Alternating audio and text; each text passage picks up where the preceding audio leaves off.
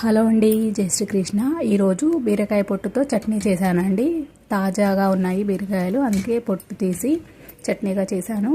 ముందుగా బీరకాయల్ని కడిగి మంచిగా శుభ్రం చేసుకొని పొట్టు గీరు ఒక పక్కన పెట్టుకోవాలి.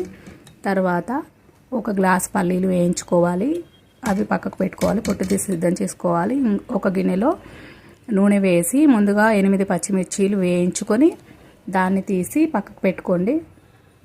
తర్వాత బీరకాయ పొట్టు వేసి పచ్చివాసన పోయేంత వరకు వేయించుకొని ఉప్పు, పసుపు, చింతపండు, కొత్తిమీర వేసుకొని మంచిగా ఉడికించుకొని స్టవ్ ఆఫ్ చేసి పక్కన పెట్టుకోండి. చల్లారిన తర్వాత మిక్సీ పట్టుకోవాలి.